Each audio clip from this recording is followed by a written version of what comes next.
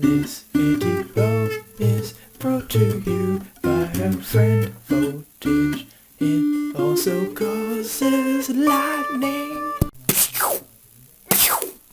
Voltage induces current flow, is measured in volts, has SI units of joules per coulomb, and is known as potential difference, which will be explained through examples later on, but for now think of it as that thing that parents tell their kids to inspire them. To understand potential and potential energy, let's look at an object in a gravitational field, which exists everywhere on Earth.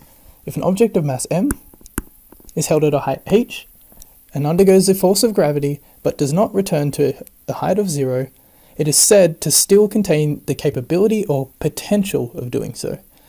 This is stored as potential energy within the object and is governed by the equation mass times gravity times height.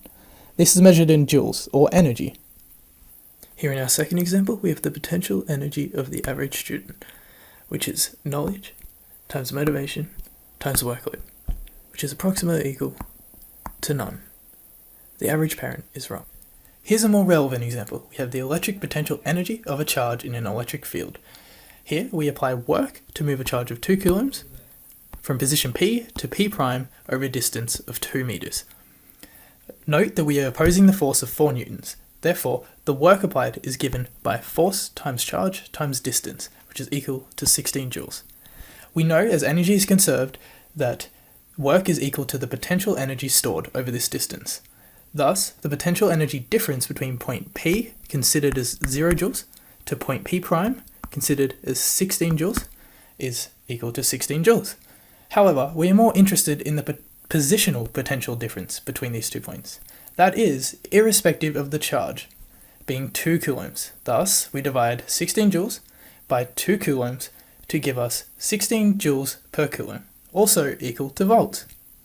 Let's return to our first example to further understand potential difference. We now have 2 different objects of 2 different masses and 2 different heights. We can find their potential energy through the same way as before, but because we want the positional potential energy only relative to gravity times height, we divide through by their corresponding masses.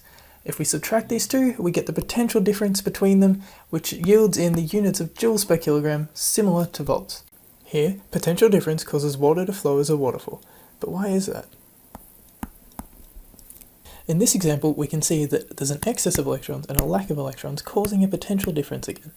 The lightning acts as a way of stabilizing this charge. Therefore, potential difference can be seen as an imbalance and current flow as a way of correcting this.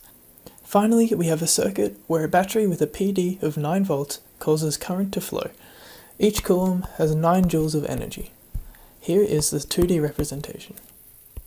Thank you for watching.